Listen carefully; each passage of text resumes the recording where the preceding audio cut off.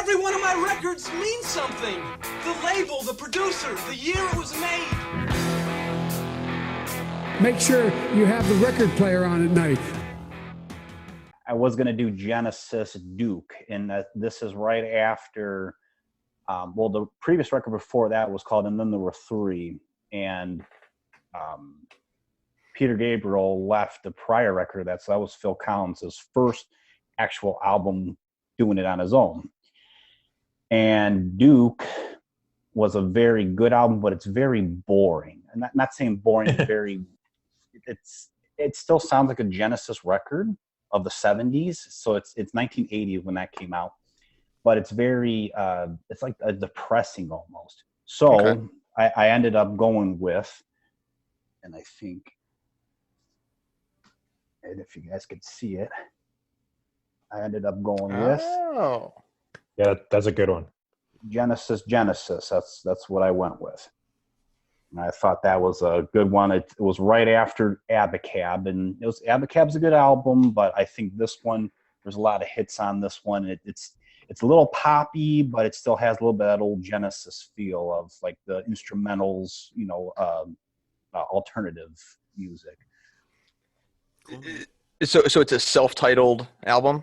Yes, it's called Genesis. That's interesting. So how many records? So what year is it? 1983. I'm about positive on that. Yes, 1983. That's interesting to have a self-titled album like into your career. I feel like typically you lead off with a self-titled, Some bands do that. The first one they did was called Genesis Revolution, or like 1969. This is before Phil Collins came around. And I mean, it's very, very weird. But yeah, what point with Collin was making there, that you would think, later their first album would be called that, not halfway into their career. Because this was their third to last album that they ever made, was this one right here. Yeah, the Black album, Metallica's Black album, was actually self-titled, and that was not their. Just not titled at all, or just untitled. It's called Metallica, yeah. Yeah. So, Jeff, you've been a Genesis fan for a long time. So, just do you remember how you got into Genesis originally, or kind of where it started for you? Yeah. So I was thinking about that because I kind of figured somebody was going to bring that up. Like, well, how did you get into Genesis? And and I was debating on, should I do a different album or should I do a different band? But then I was like, no, I got to do Genesis because they're up there. They're actually probably my favorite band. They are my favorite band. And it's close to Bruce. But okay. How I got in with them was I was listening on the radio one day, and I think it was in my bedroom, and Misunderstanding came on.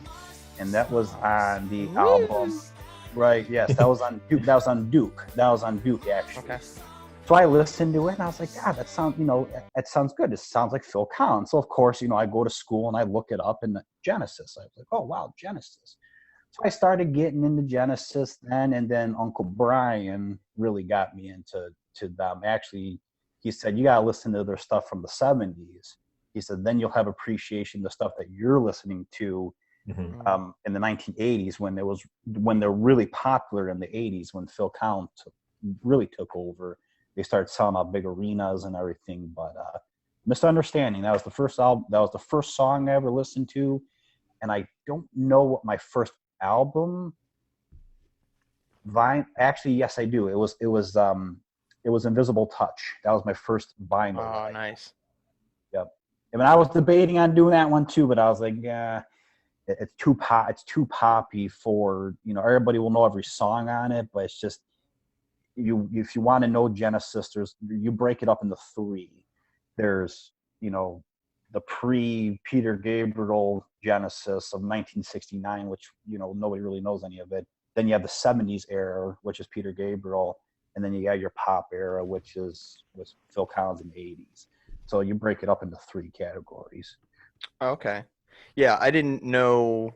That's interesting because I remember hearing a song called "Blood on the Rooftops." Yes. I don't know what album that's from, but that sounds way different.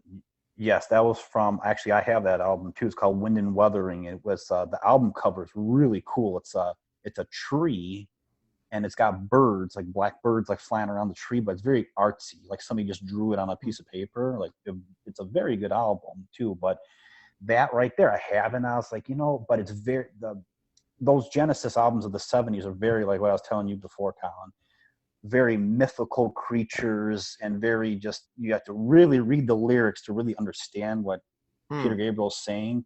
Because as you know, on some of his concerts, it comes out with big flower headgear, or he's dressed like a woman. I mean, just very, very, it's very, very out there, but the music's very good, but the lyrics are very good, but you can't really understand it when you're listening to it just blindly. You have to really physically go out and read it. So that's why I ended up going with this one, because this one's more straightforward, and there's some hits on it that people should know. I mean, if you know Phil Collins and Genesis. Sure. So let's go to Joe real quick. Now obviously you and Jeff are brothers, so you were exposed to Genesis a little bit. So just what are your thoughts? Are you a fan or? Yeah, I mean, I like them. We used to listen to a lot of them. This album that Jeff picks a really good album. I remember listening to this album and like Human Touch, but yeah, there's definitely a difference between like the Peter Gabriel stuff and the Genesis stuff. The Peter Gabriel stuff's more like prog rock, like progressive rock, and or even like progressive. I don't know. It's progressive, and then the Phil Collins stuff is more poppy. That's when they incorporated the '80s sound because the technology was changing around them with the with the computers synthesizers, and yes, you're going to hear a lot of. Is I'm trying to remember. Is a lot of that stuff on this album? Because when was this album? 1980. 1983. They started really starting to do like the synthesizers when that Abacab album came out. The previous album before this one was 81. They really started experimenting with drum machines and drum machines. That's drum machines, synthesizers. Yes, they were. And actually, a funny thing with Abacab is that song Abacab is the notes. So A, B, A, how you have notes. That's how they named the title of that song, is because that's how the beat goes, or if you write on a piece of paper with the notes, the melody, it's or Abacab. Yeah, the melody, right. I didn't know that. Interesting. Yeah. So do we know why? So you talked about the sound being different, like with Peter Gabriel, without Peter Gabriel. Is that why he left? Just creative differences, or do you know? What I've heard is that he didn't like the way the band was heading, I guess. But he was the lead guy. But there was a lot of friction in the band, I guess, between him and Tony Banks, the keyboardist. They were best friends for years, and that's how they got into the band. Those were the original three. Was Peter Gabriel, Mike Rufflesford is the bass guitarist, and then Tony Banks is the keyboard player. Those three were the original guys, and then Phil came on later in the early 70s. He came on to be the drummer. But what I've learned is that Peter Gabriel just didn't have like the feel for it anymore, I guess, and then he ended up going with his own solo career and having a fantastic solo career. But then how they found Phil Collins to be the lead singer of the band is they interviewed hundreds of people to say, we have to find that sound so our fans will come back to listen to us again. They interviewed hundreds of people and nobody made the cut. And one day Phil Collins was screwing around and they said, holy shit, he sounds exactly like Peter Gabriel. Why doesn't he just be our lead singer? And that's how Phil Collins ended up becoming the lead singer of Genesis. He was lead singer and doing drums as well. Which is amazing. Yeah. Which is amazing to do. To do drums and sing at the same time and remember lyrics and remember songs and still be able to drum is probably really, really difficult to do. So where's Genesis all from? Are they English? Yes. Yep. Okay. England, Britain, England. Yeah, all over there. It's just it's amazing how how I got into them was I knew all the pop stuff, the 80s stuff, the pop stuff. I was like, wow, they're fantastic. But then I started getting into the 70s stuff and I go, wow, isn't that just a totally different sound? It's a different sound, but then you got Peter Gabriel, which if I play you a song today and then play you a Peter Gabriel song, you couldn't even tell the difference between the two guys. I can because I'm a huge fan, so I know the difference between the two. But when I first started listening to the '70s stuff, I couldn't tell the difference between Phil Collins and Peter Gabriel. They're so very, very close in sound, very close. Interesting. Jake, what's your familiarity with Genesis, if any? No. That's just Phil Collins. Yeah, I know. Yeah, that's just Phil Collins. That made his career there. Wasn't Genesis like there's a song my mom actually put me onto. This might be just Phil Collins too. I could be wrong. I think it's called like Man on the Corner. Yep, that was from Abacad. Yeah, yep, the album before really this, Man song. in the Corner. Nice. That's one I like listening to when it comes on. I enjoy it. But I mean, I'm obviously familiar with Phil Collins just because he's like legendary. But as far as the band Genesis, like I don't have actually that much exposure at all, really. Okay, so on this album that we're going to listen to, Genesis 1983, what's the band look like at that point? Just the three guys. So it's Phil, Mike, and Tony, and then they have a band when they go on tours called Daryl Strummer. He's another bass player, and then they have Chester Thompson, which he's the backup drummer. So if you actually look in some of the videos of it, they'll do like a drum duet with Phil and Chester on the drums. But when they're on tour, Chester's the drummer and Phil's just up in the spotlight. He's just singing. Yeah, it's probably easier for him to do a tour like that. And this album too, this was the first album that all three of them recorded at the studio. They call it The Farm. It's called The Farm. This was the first time that they ever just decided just to sit down one time, all three of them, and just write an album.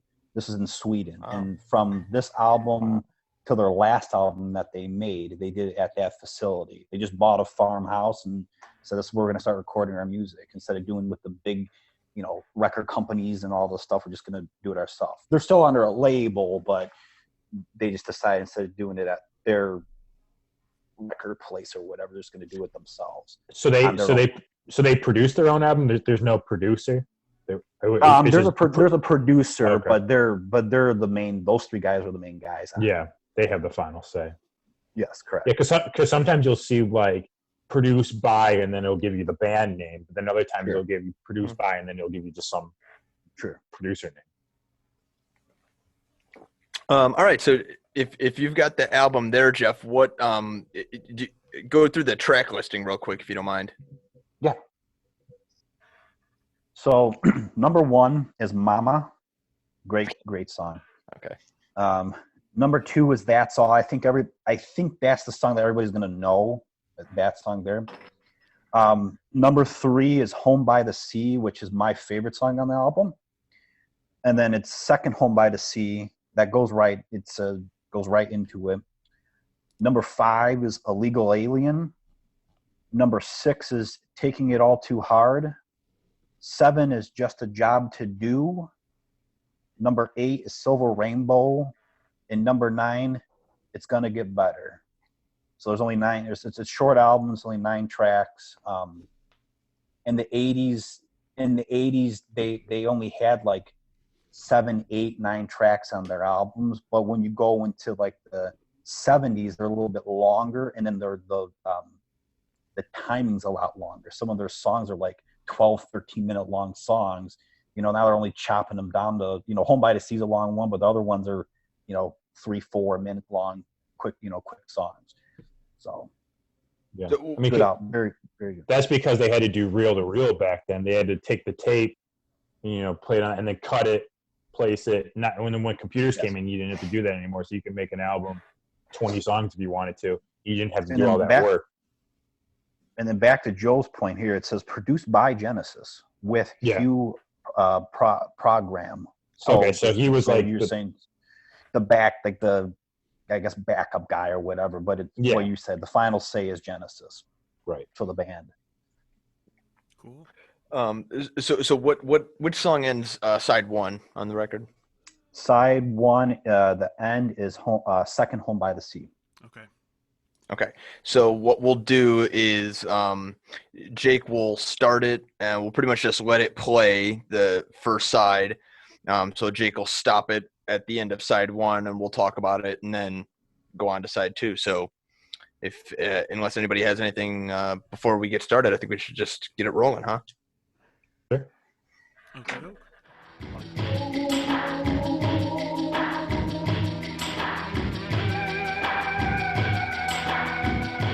So say you'll help me, mama, 'cause it's getting so hard.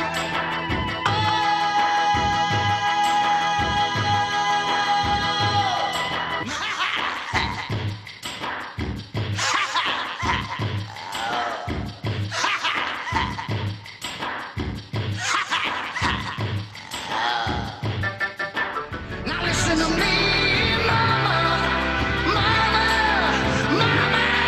You're taking away my last chance. Don't take it away. Can't you feel my heart?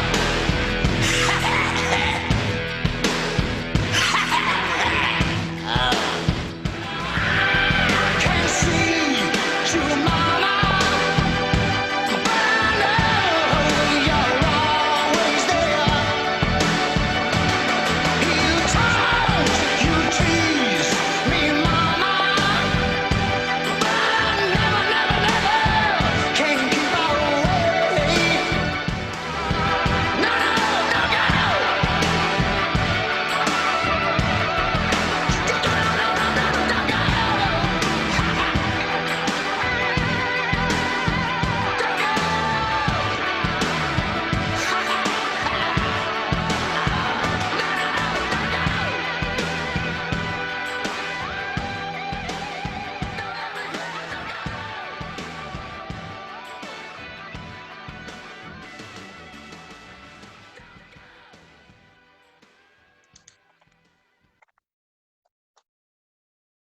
Excellent start. Excellent.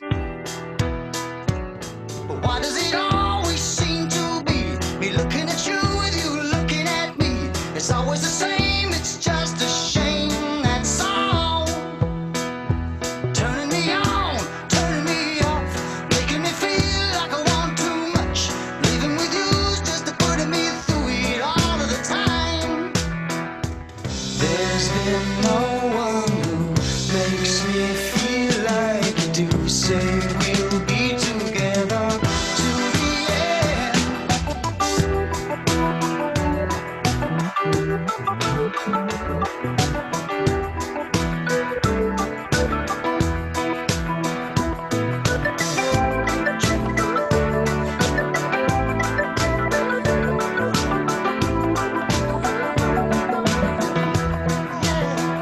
Creeping up the blind side, shining up the wall, stealing through the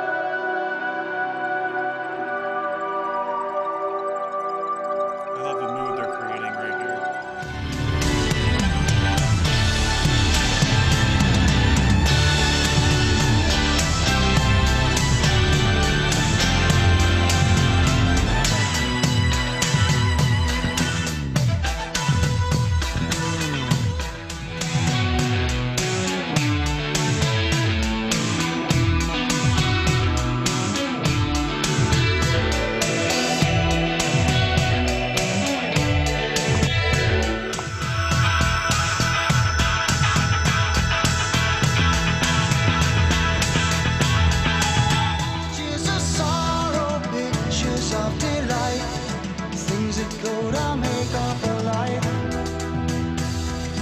Endless days of summer, long nights of gloom, just waiting for the morning light. Scenes of unimportance like photos in a frame, things that go to make up a life. As we relive our lives in what we tell you.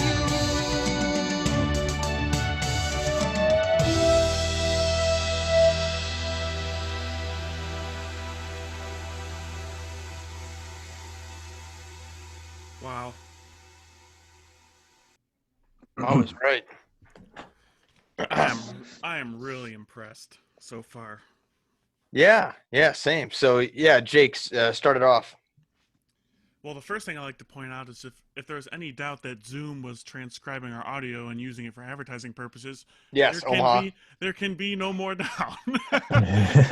Okay, I'm glad you said something. I had that ready to go too. But yeah, dude. I mean, besides, I guess we'll start from square one, right? I guess we just start from track one because I really want to get to 3 and 4 because that was an incredible little sequence of tracks right there. That was awesome. But number one, so I cheated a little bit and I caught a glimpse of the genius lyric meaning. So I'll let you guys kind of talk. What did you think about it? I just wrote down it gave me sexy vibes. You know what I mean? But what did you think? Well, I thought the opening. So Mama, that it's tough to say. I think that might have been my favorite song on the side. The opening of it, it sounded to me like the opening of an '80s movie. Like it would have been a good song to start off a movie. It just has that. Well, the whole thing has that sound. Yeah. The whole record, but yeah, lyrically, I didn't really pick up anything. I was more just listening to the music. Mm-hmm. So if anybody has anything on, what he's talking about here. Well, I like in Jake's his expression when he goes ha ha. He starts laughing. Jake starts laughing. I knew that was going to happen to one of you guys. Were going to start laughing with that part. Excellent. But I agree with Collin. It's a very good opener for an album. Yeah, for sure. It kind of really showcases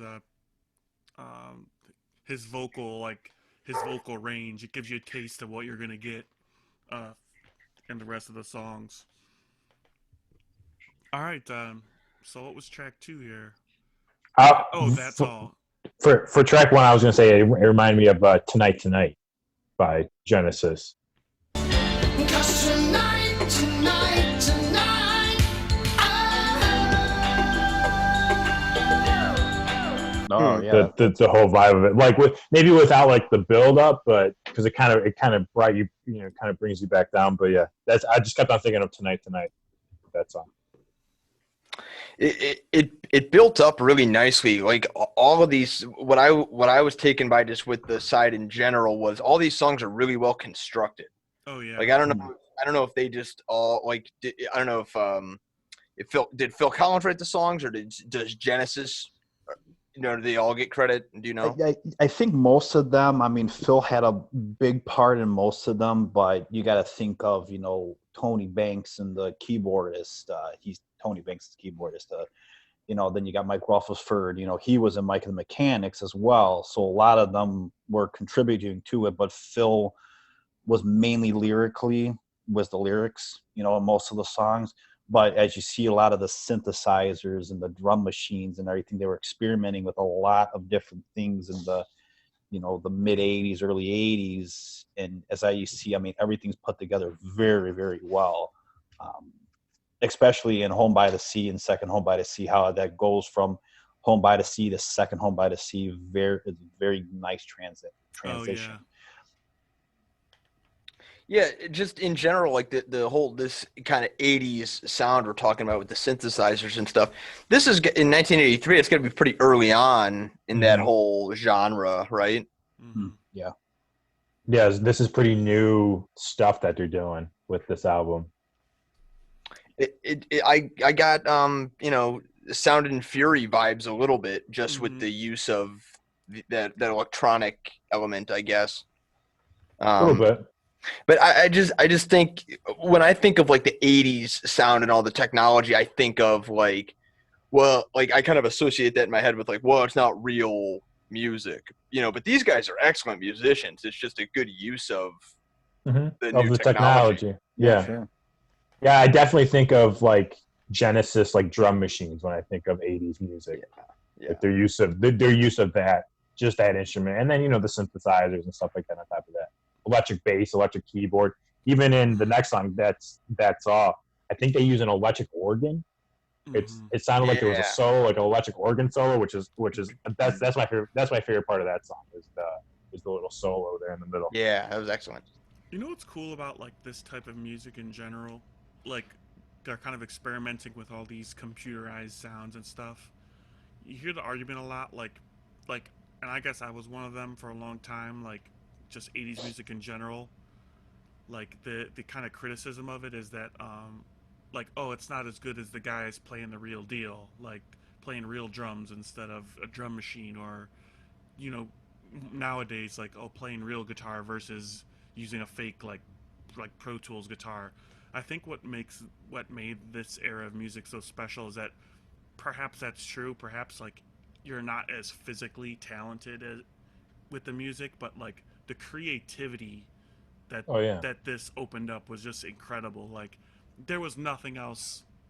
I mean, what records have we listened to that were like '70s records? Like there was nothing else even coming close to the sound. So this probably blew people's fucking minds when it first came out. Like if you could imagine not hearing this sound before, Oh and then all yeah. of a sudden this gets released. Like I would have loved to be like been alive Same.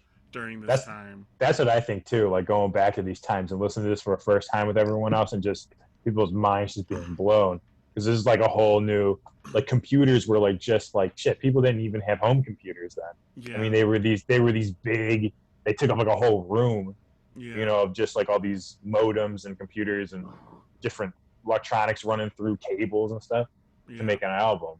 Well, and you got to think too, in the early '80s, I mean, everybody was experimenting with what's the next new sound gonna be, Right. and it's all just, let's see if it sticks, and if it sticks, great. If it doesn't, then we'll, have to tweak it or figure something else out. But very, I kind of compare them with the Police a little bit because the Police was very ahead of their times. Oh yeah, so ahead of their time. U2 and was U2 is another one. They were very ahead of their time because of all the nuances that they had. They had all this new machinery. Let's try it. Why not? We're gonna make a new sound. Let's see if it works. And Genesis was really big with that in the '80s, especially because they got very popular by then too, because they're making this new sound, the drum machines and the synthesizers and you name it. I mean, the '80s sound, but the early '80s, I mean, it was all all just saying, let's see if it sticks. Yeah. Yeah. And I then, mean, I think that's why you see so many one-hit wonders come out of the '80s too, because maybe they can make one song, but how are you gonna repeat? And Genesis did a great job of album, in the '80s, putting out a couple of good albums, saying, okay, we could do this again and again and again. We're just not just this one-hit wonder, band, or we don't have to go back to our '70s roots or our '60s roots to make it anymore. We can evolve with the times. anything, Gross? Yeah. Well, yeah. You said it was creative. That was the one thing I had written down. This whole side was very creative. So we had Mama open the record, and then That's All was the second song. So I knew. Have you heard that song, Jake? That's All. It sounded familiar. I must have heard it somewhere.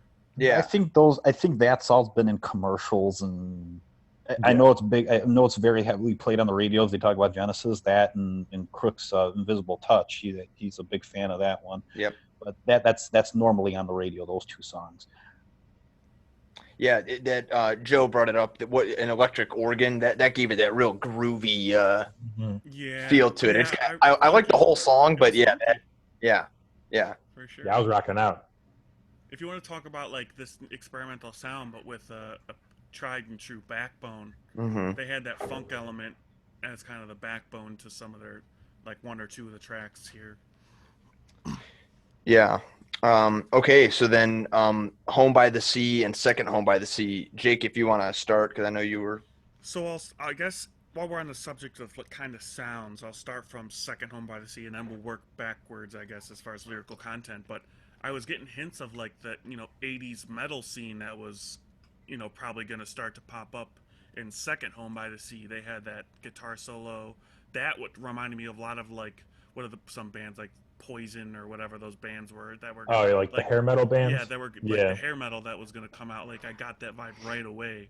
So that I definitely got that influence. But working back towards the first Home on the Sea track, house, yeah, I just was really impressed with the songwriting because usually when I'm like, and of course I had the Genius lyrics pulled up and was reading, but sometimes it takes a little while or sometimes you struggle to kind of get what an artist is trying to say. In this one, it was just so well written without even looking at the little blurbs on the outside. I knew right away. I knew that it was burglars just by the picture he painted with his words, like looking left to right, kind of creeps into the house, like, oh, it's a burglar creeping into a house right away. I got that, and then once he gets into like, obviously the house is haunted, right? Because like the ghost starts speaking, and he just by that, I think in the second like chorus or whatever it is, the second repeating words, he repeats the same kind of lines, but he changes pronouns. He says, instead of saying, "Oh, I'm trapped in here," he says, "We've been trapped in here for so long." Like you realize what's going on. Like, oh, someone's talking to him. So just the songwriting was great. Yeah, Jeff, you said you said this was your favorite song on the side, I think. So what? Yeah, what do you think?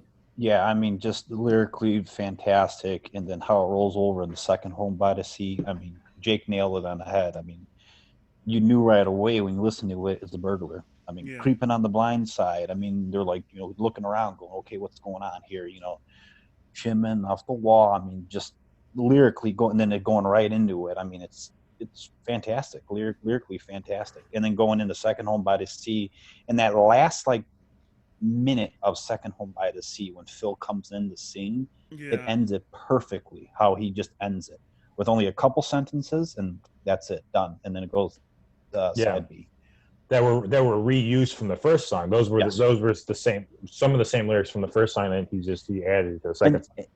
and Genesis has done that before, actually, on their on that Duke album. The first track is called "Behind the Lines," and then the last track it's called I forget what it's called, but it has the same exact sound and just about the same exact lyrics, just changed up a little bit though. So they've done stuff like that before to close out a song of the previous song.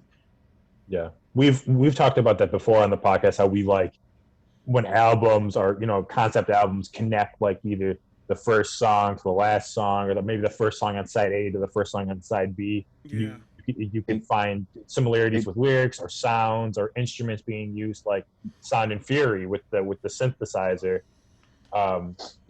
throughout, or Warren Zevon, that album, he uses the same, um, what's it called? That same classical piece, like in the first song and then in the last song.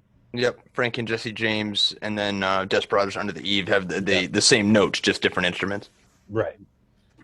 Isn't it Like it interesting? I love ties shit like everything that. Yep. Isn't it interesting how with like how technology has changed? Like an album like Sound and Fury is like it's this one huge roller coaster. Whereas like with these records, like it's almost like obviously they were produced for that medium, so you could tell that they produced this for that to be the ending song on the first side.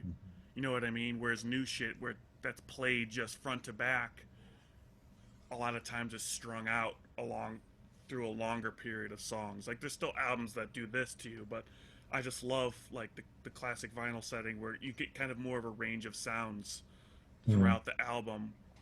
You're not They drawn were- along as much. It's just cool to kind of realize how the medium itself kind of changed the way artists produced music. and a lot of music. I mean, well, most music back then was played on the radio, so they were also trying to put in songs that they think might have hit the radio. So that's maybe why you get a little bit of this during those old albums, but with these new albums, like no one really cares about the song getting on radio, unless you're some like pop star, Right. you know. But yeah, so maybe you could do a more of a concept album today and not really care about the radio hits. But back then you had to throw in like a That's All or something like that, just to, you know, so that might break up the monotony a little bit in the album, but still good. I mean, it's everything still goes together. Oh yeah, you know. it's great.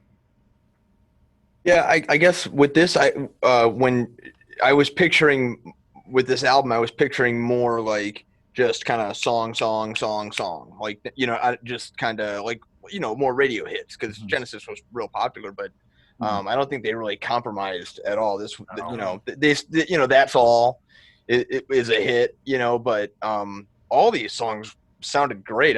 You know, I just thought they kind of walked that line really, really well, you know. Well, the next album, that Invisible Touch album, there's a lot of hits on that, but they were saying that was going to be their final album, but it wasn't. It was 86, and then they had one in 91. They did another album, it was called the We Can't Dance album. That was a very popular one, but during the 80s, you'll have, you know, the early 80s, you'll have one or two hits on an album with Genesis, and That's always their hit on this one. And Mama, I would say Mama would be another hit as well, but That's All was the one. It's a great opener. It's a fantastic opener. I like albums that have a fantastic open that gets you pumped up, ready to go, and then it gets into the album, and then that last song ends it. Perfect. You know? Yeah, it's super important. Sure. Yeah, like I thought all these songs were well constructed, but Mama kind of snuck up on you, like all of a sudden, like you were just in this real good groove. Yeah. You know, the drums kind of came in more and more and more as that song went along, you know. You know, and another thing is too with Mama, and I've thought about this before. If you didn't know that was a Genesis song, people would say that's a Phil Collins song.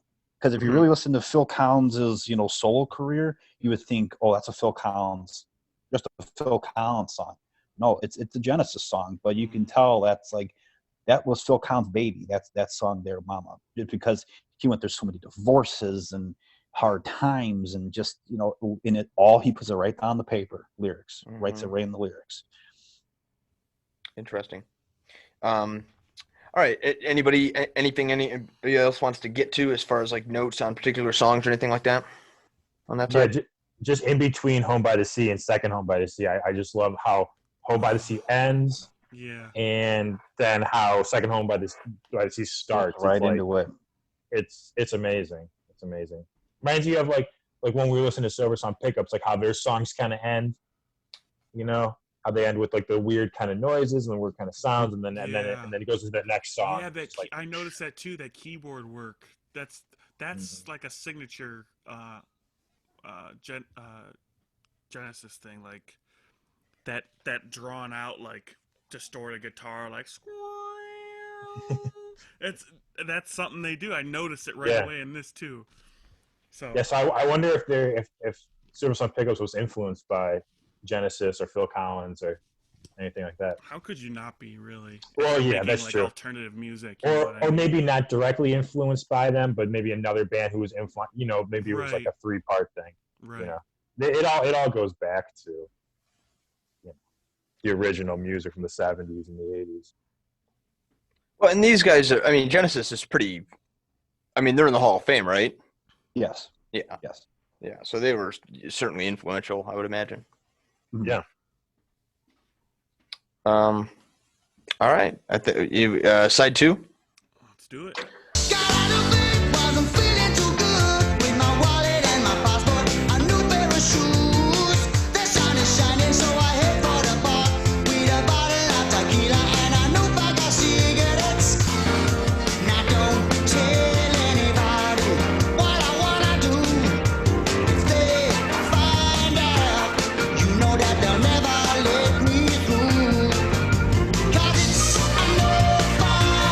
Being at a league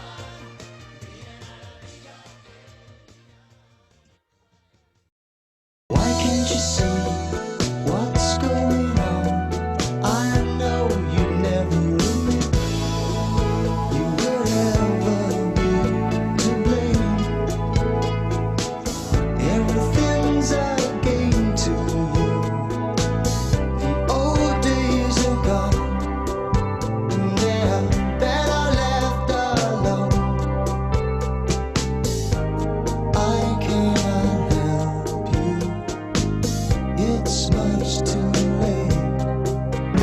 Oh no, not this confused again. No, no, not the same mistakes again. You're taking it all too hard. You're taking it all too hard. Oh no, not this confused again. Oh no, not the same mistakes again. You're taking it all too hard. Now no one saw what you look like.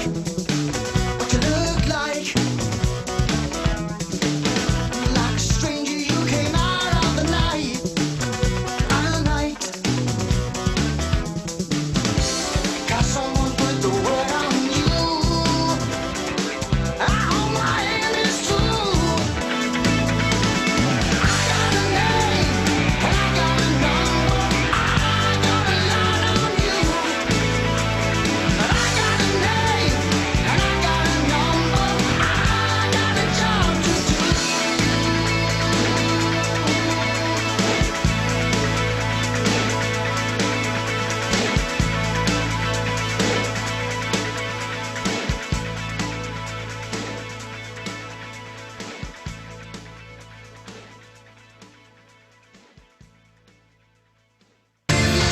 Sitting there beside her, and the bear comes in the room, and you keep on going, 'cause you're unaware. Then you know that you are there. Beyond the silver rainbow, you won't know if you're coming or going.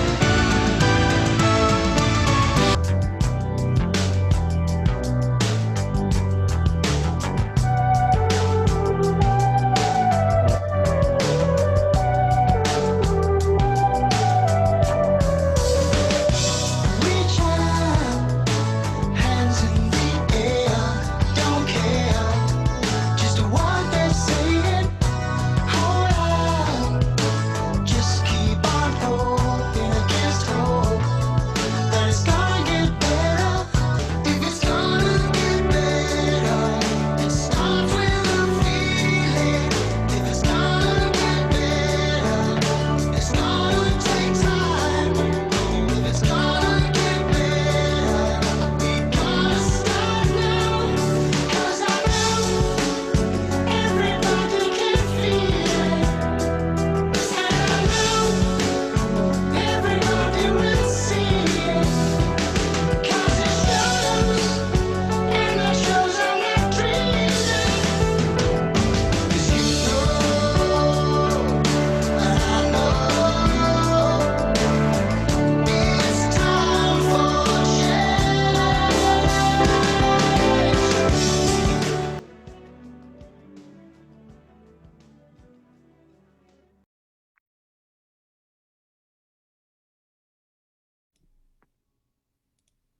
Damn. All right, man. That's a wrap. Sick. Yeah, that was really good. You know, I have to say, I think my one critique of this entire album was track 5, was the illegal alien track. I couldn't. Why? I mean, I thought it was a good. I thought it was a good track. Because I could see what he was trying to do. He was trying to like empathize, I guess, Yeah. with that plight, which I guess is relevant for today too, which is a good thing. Ahead of its time. Yeah, for sure. That's my least. Musically, it wasn't my favorite of the album, but I mean, some of the other songs were. That last song, the bass line in that song blew me away.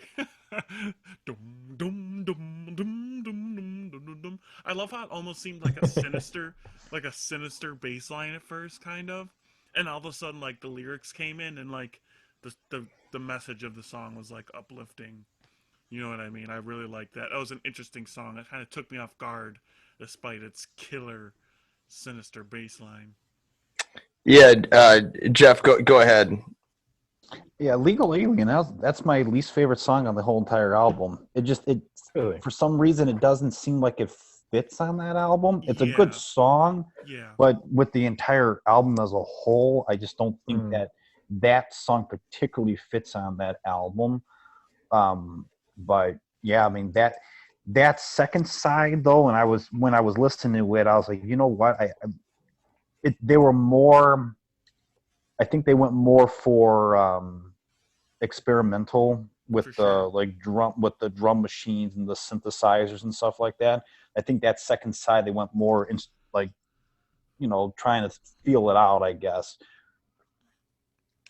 I don't know if you guys thought of that too, but I just thought about that. I was like, wow, they actually it seemed like they were doing a Yeah. little bit more in trying to do different things on that second side than the first side.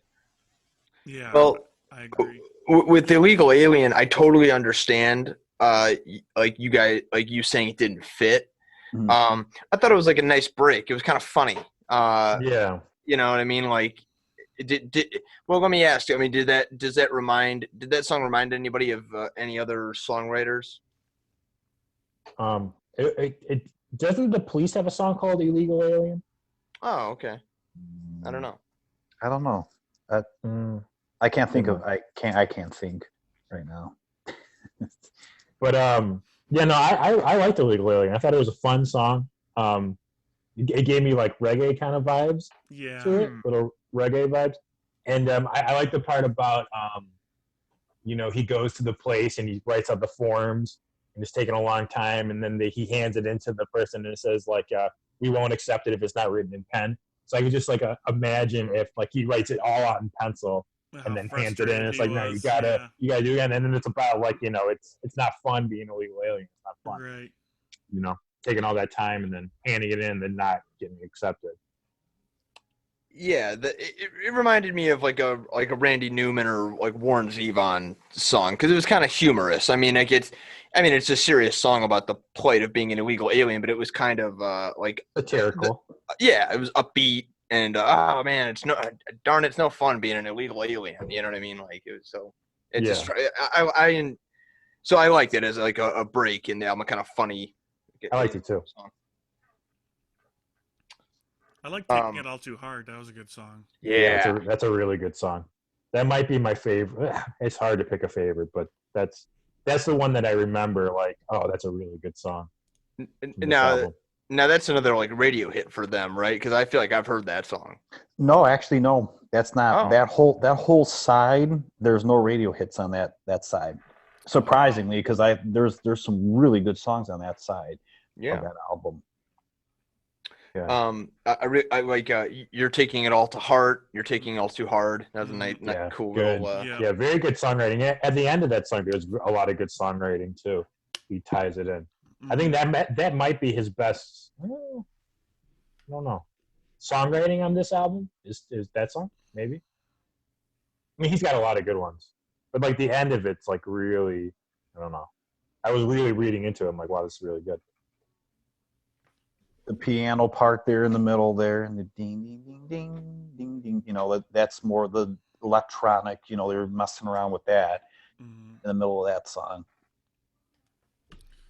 All right, what about Just a Job to Do? I like that one. He kind of has the Great double song. meaning. He's kind of like comparing going after a girl to like a mercenary.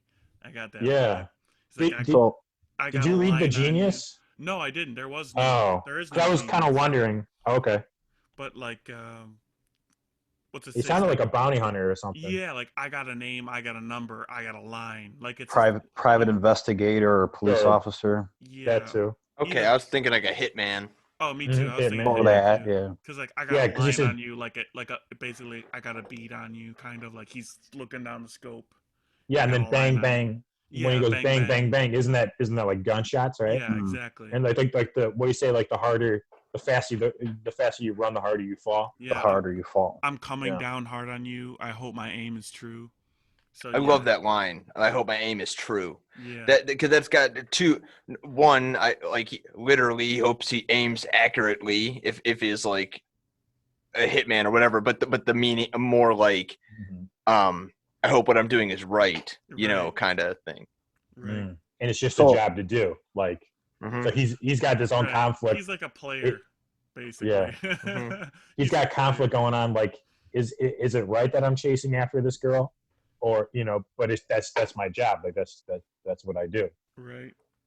So a funny thing about this song, and I like Collin was really getting into that one there. I was laughing about that one, but so just a job to do, and we were all in the same high school, so everybody had government. And the last, senior year, we had to do your government video or presentation for your senior project. And I went with Matt St. John's dad to Independence Middle School. I believe he worked in the middle school. And I shadowed him for a week. And at the end of the week, I had to do a video presentation for our government class to pass high school. And I just took pictures, and did a little presentation. But the song that I put in that presentation was Just a Job to Do. I just thought it was funny just to throw that one in. It's like, it's just a job to do, whatever. I'm just doing this just to get it done and over with. But at the time, I didn't really get, the lyrics, though. You got to think about it. I just thought title track funny. Phil Collins, everybody knew me for Phil Collins, throw it in there, and that's how I remember that song. And I love that song. That song is great. I love the bang bang and then the drums. I'm a huge fan of boom, that. Boom. Yeah, that was kind of cool. thing all the time. Forgot about that. That was I mean, I like the whole song, I do, but the chorus to me is amazing. Like that just, I got a name, I got a number. Like the guitar kicks in. That like every time they hit the chorus, it just stood out to me. That it was and amazing. the keyboard there, that quick, that ding, ding, ding, ding, ding, that fast, that fast going. That's amazing. Just absolutely amazing. Yeah. Tony Banks is a very underrated keyboardist. Like if you watch videos of him, in Genesis playing, he sits in the middle of 3 keyboards. He has one to his right, one to his center, and one to his left. I mean, it's absolutely amazing. And for all the tricks that he has up his sleeve and different sounds that he makes on the keyboard, it's unbelievable. It really is. Yeah, just before we keep going song by song, just overall, we talked about this being creative, ahead of its time, all that. I could just hear how they influenced all these bands today, like bands like Vampire Weekend and just different, right? Like different, but bands where the production element is more present.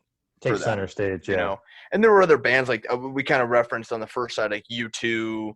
Another one's ELO. Just a high production kind of band. So ELO was around the same time. They were doing music all in the same kind of era. I told you guys I had 3 albums picked out. ELO was one of them. So as you see, there's a lot of similarities in music. Some, but that's the kind of music Jeff likes. Yes. Yeah, it's I discovered, I'm not as familiar with it, but it's the kind of music I like too. Really, I mean that's why I was such a I just like, I mean, don't get me wrong, there's something that's really cool about like a folk singer, just a guy on an acoustic guitar, or a bunch of different music. But yeah, when it comes down to it, man, I really enjoy the creativity and there's just a lot you can do with all this technology and different sounds you can create and different moods you can come up with and everything. So I'm a huge fan. And all this was new back then. All this was brand new. So it's just all, just instrument, just saying, well, let's see if it works. I mean, it's just, and people made a lot of money off of it because they did it right. They did it right. But other people, they go, it didn't work too good on that. But yeah. Yeah. What's the Silver Rainbow? What's going on there? I couldn't. That was my least favorite song. I didn't really like that one. I still don't know what it is, and I've listened to the song 100 times. I still, but I mean, it's a decent song. I mean, is it my favorite one on that side of the track? No, but I mean, it fits well in that second ending of it. It's kind of like the second part of that album's kind of like dying down a little bit. It's going to get better as the last one. Silver Rainbow kind of instead of having like that high, like the first side of the album was really high tense, really upbeat, really, strong going fast. The second side kind of mellows out a little bit. Yeah. Yeah, I don't know. Like even Jake's, you got the lyrics pulled up to the song on the screen here, and so I'm looking through it again. I still really don't know. I just took it as like silver is like money, right? So my only thought was like uh you're chasing money and that's not going to lead you anywhere, but it's difficult to tell, you know, because he's talking about walking beside a girl and all this bullshit too. So yeah, I'm not sure Yeah. exactly, but Seems just kind of like filler to me. To be I don't interesting. know. I mean, lyrically, like what's he talking about, right? Like, if you're walking beside her and you know what time it is, and if you avoid the puddles in your way, you haven't been there, right? But if you're walking home beside her and the sun should turn to blue, which would be crazy, and you keep on going because you're unaware that you know they're there. It's a song about just finding the right person, the kind of mentality you'll have when you Over find the right over the person. silver rainbow. So basically, it's like over, over the Yeah, rainbow, yeah, but silver. yeah. So the Like, gold, you're going for the gold, but in this case, Hmm. I guess you're going for the silver. Okay, interesting. and then the last track, like I said before, that goddamn bass line just had me at hello. The way that song opens up is amazing. Yeah, Yes. I love the vibe they were putting out right in the beginning of that song when yeah. they That's opened. that bass line. That's Mike Rufflesford for you. He's a I was like, fantastic bass player. Fantastic. Yeah, I wrote I was my like, notes. I said kudos to Mike Rutherford because he was just holding. He really, especially in this last that side B. I mean, I'm sure side A as well, but side B, even in that first song, Illegal Alien, like if there were times during the tracks where I thought like I was like kind of getting lost, like he always had that bass line, like that backbone to tracks. He just did a really good job with his bass playing. He kept it interesting. I always have a keen ear for it, and he just kept it interesting throughout. So really good job. And isn't that a fantastic song of what's going on right now? It's gonna get better. yeah. Yep. Isn't that when I picked out this album and I looked at that last track, I said, you know what? I said that's like a perfect song. I What's was going thinking on right the same now? thing. Mhm. Yep. And it also talks about like everyone and everybody Yeah. and like, things are gonna get better for everyone. And I know things are gonna change. Yeah, I know. Things Yep. Yep. Yeah. Good way to end it. Yeah, good way to end it. That's the note I had about this song. It was a good ending song. Yeah. I like side B better than I did side A. There's a lot more we go. That's a fun song. Taking it all too hard. That's the one that really sticks out from like what I remember like listening to like growing up like that one. Just a job to do is great. I forgot about that one, but that's a great song. And Silver Rainbow I didn't really like, but then it ends real well with it's gonna get better. For me, the last two tracks on side A made that my favorite side. I just love that little Second duo. Home by the Sea. Yeah, I just love that duo of songs. Is genius. I love the songwriting. So This checked a lot of boxes, man. Like, we've got the creative element. Like Jeff was talking about, this is kind of new. They're just trying different sounds to see what sticks. I think they nailed that. I liked every single song.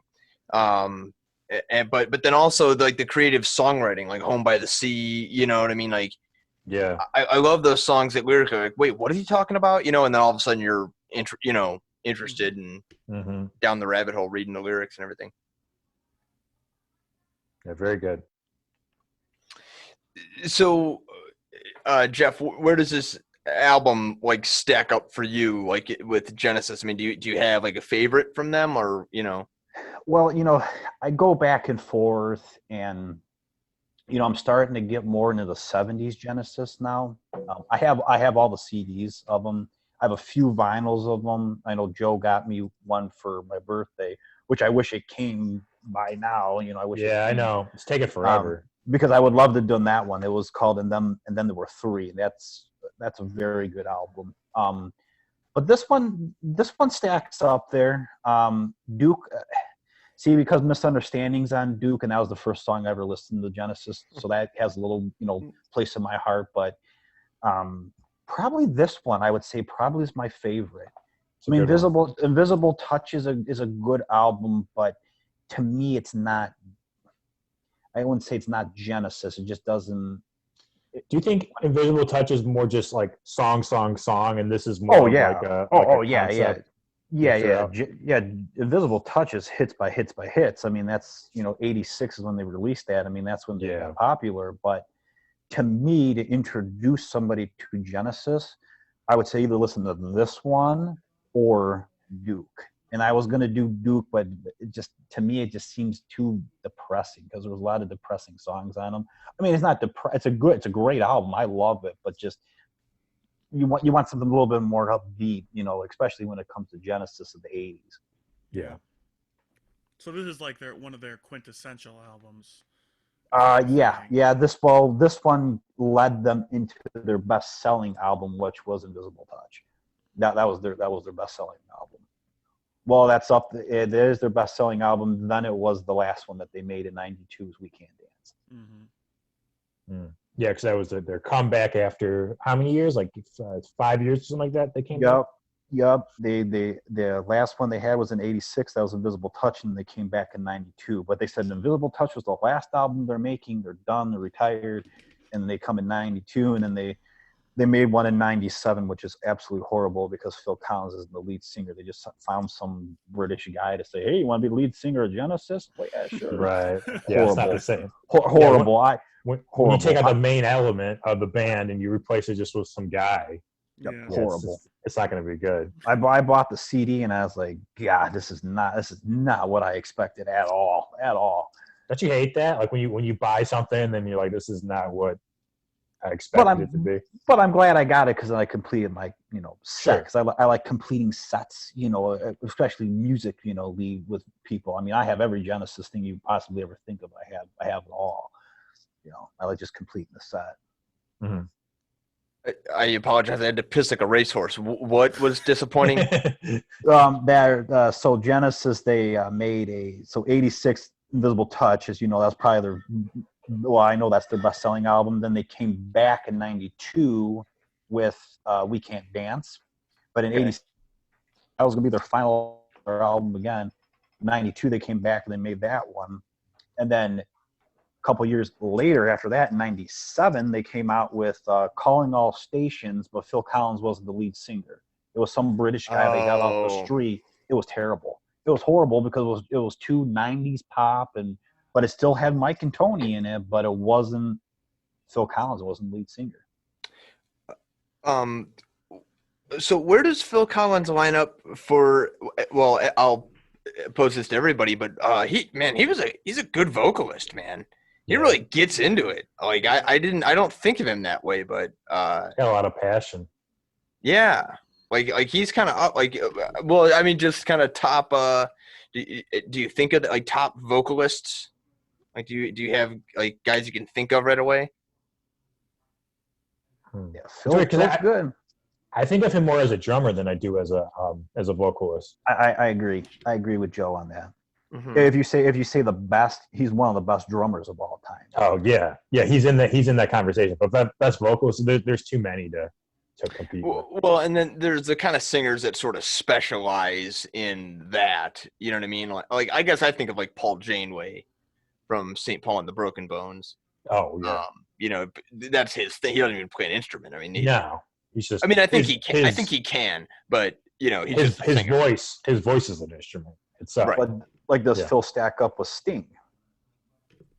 I mean, they're different. The spectrum's different, but what Collin was going at, like the high. I like the comparison's good. Sting versus Phil Collins vocally. I think Sting's got the cake on that. His voice is more mellow. Phil's more rough, I'd say, rough around the edges a little bit. That's what I like. I guess a little more harsh, a little more harsh, rough around the edges a little bit, like a Dave Matthews, like a rough. I don't know. I'm just thinking of guys that I listen to. I think I would say Sting edges them out a little bit, but it's a good that's a good comparison because they were both in bands like the Police and Genesis, and then they did their solo thing, and they both got pretty big on their solo their solo careers, and that's a good one too. What about you, Jake? What do you think about vocal styles, favorite vocalist, anything like that? Like, who is my favorite vocalist, or how? Well, if you have one, sure. Oof, that's a rough question. I mean, Yeah, I what don't comes know. to me, Chris Cornell, comes into my mind when I think of like one of the best vocalists. Well, That's if we need to just get really, right now. technical about vocalists, you either go with like Frank Sinatra or Tony Bennett. If you want to go with, Yeah, Well, that's what. well, Cool. that's just a whole different genre, and but talk Those about pure crooners, yeah. vocalist. That's who I would go with, like a Frank Sinatra or a Tony Bennett. I've always liked Eddie Vedder from Pearl Jam. I always liked his voice a lot. Yeah. Like I always said, if I could sing like anyone, I'd want to sing like him because I just like his sound. Mhm. Neil Young, You know, maybe not a vocalist, but Right. His Right. Yeah, he's a great songwriter. Yeah. Wait a All right, minute. all right, See, Neil. he's- All you need to do is sing in key. I can do it. Can't do it. No, I think of Neil Young more like Phil Collins, where I think of him more as a guitar player than I Sure. do as a singer. Sure. You know, same with Phil Collins. I think of him more as a drummer than a singer. Sure. But then there's a lot of people that think of Phil Collins as like the Disney guy. You know, Right. He did all those Yeah. Disney Oh, yeah. soundtracks and stuff like Yeah, that. well, because that's the thing. Hey, can you Tarzan. show me? See. hold on. The Disney guy is Randy Newman. All right. So, That's true. Yeah, No, he's the well, Toy Story Pixar. guy. Pixar. Yeah. Pixar, right? Phil though was just Disney movies. That's Phil. Mm. How many Yeah, did he do? He He just did did. Tarzan. That's it. Brother Bear. Brother Bear was another one he did. I've never even heard of that movie. Yeah, I've never watched it. I know he had a couple hits on it, but yeah.